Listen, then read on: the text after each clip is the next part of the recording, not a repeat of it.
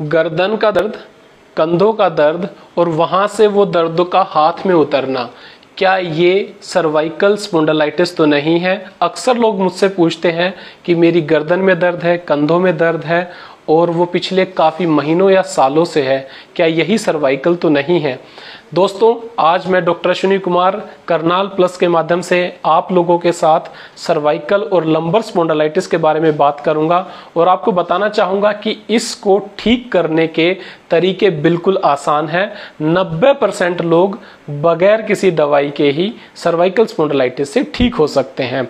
तो क्या है सर्वाइकल स्पॉन्डिलाइटिस? हम बात करेंगे।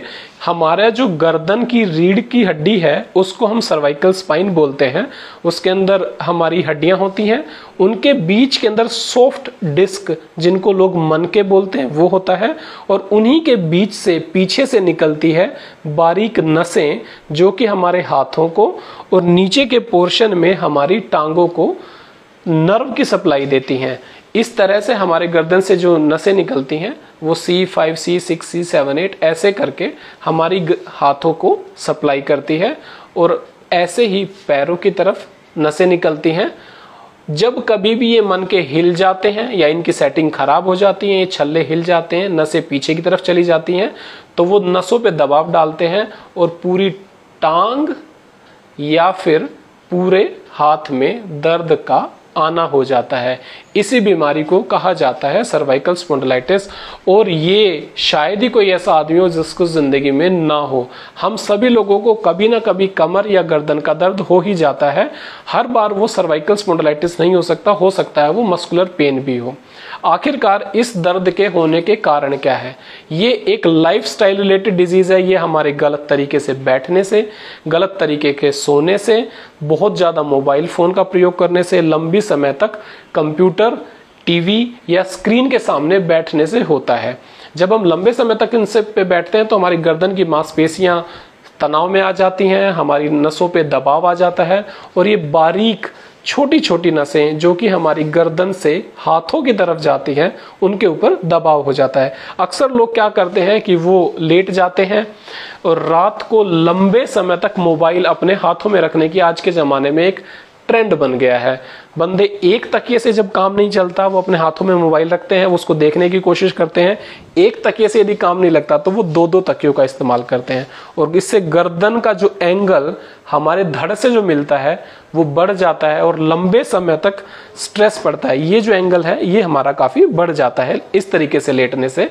और सारी नसें जो हाथों की तरफ जा रही हैं, लोग अपने हाथों को ऊपर रखते हैं, मोबाइल को उठा के रखते हैं, तो उस पर प्रेशर पड़ता है। इस वजह से ये एक दर्द बहुत कॉमन आज के ज़माने में हो गया है। दूसरी बात, बच्चे, बूढ़े या आम आदमी जो कंप्यूटर पे लगातार बैठ के काम करते हैं, उससे भी ये दर्द बढ़ जाता है। इससे फिर बचने के तरीके क्या हैं? सबसे अच्छा तरीका बचने का ये है कि आप अपने गर्दन का पोस्चर हमेशा ठीक मेंटेन करें।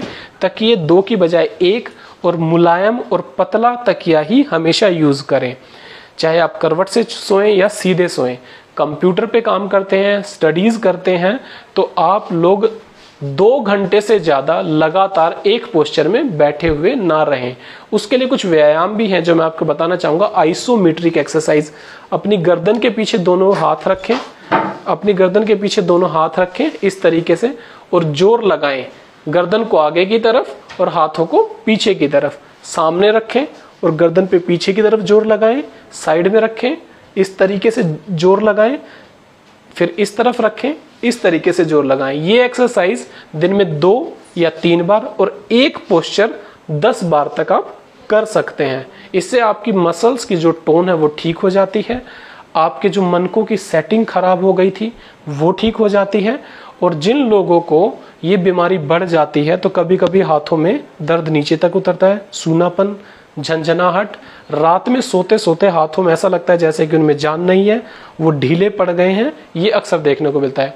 एक्सरसाइज करने से, अपना पोस्चर ठीक मेंटेन करने से और डाइट का क्या रोल है कि आप अपने खाने के अंदर वो कोई चीज़ें ना लें जो वायु दोष और वात और पित्त को बढ़ाती है।